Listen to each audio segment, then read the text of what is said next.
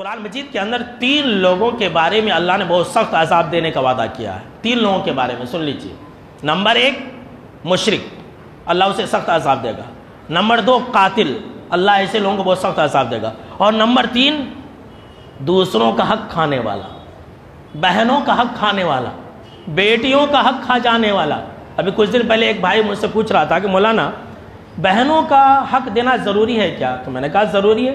پھر انسان کہہ رہا ہے کہ میرا باپ نہیں تھا، میں نے اپنے بہنوں کا شادی کیا، جہیز میں دیا، اتنا پیسہ خرچ کیا، پھر میں کیوں اس کا اپنی بہن کا وراثت دوں؟ یہ دیکھیے ہماری مسجد کے اندر پوچھ رہا تھا وہ انسان، یہاں ٹھہر کر کے نماز پڑھتا وہ انسان، اور اس طرح کے سوال کر رہا تھا. اب بولیے، جبکہ اللہ نے یہ کہا کہ جو اپنے بہن اور بیٹیوں کا حق کھا جاتا ہے اللہ ایسے لوگوں کو سخت عذاب دے گا. سورہ نساء پڑھیے آپ، آیت نمبر 12 کے اندر اللہ نے وراثت کے احکام بتلائے.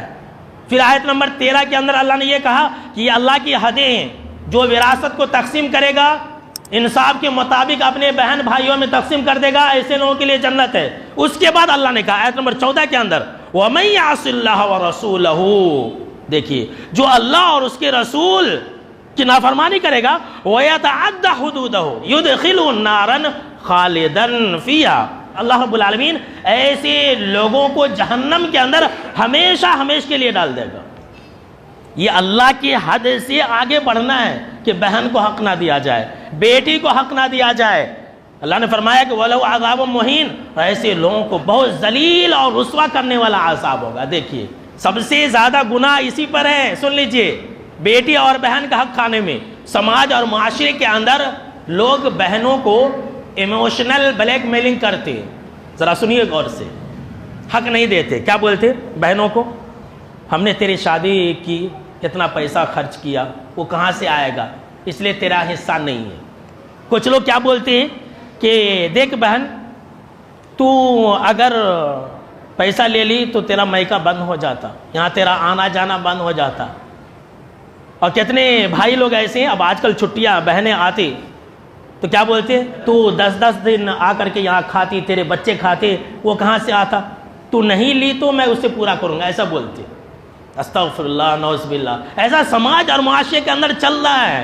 کتنے دیندار لوگ اپنے بہن اور بیٹیوں کا حق کھا کر کے بیٹھے، کتنے عالمہ اور مولویہ بھی ایسے ہیں.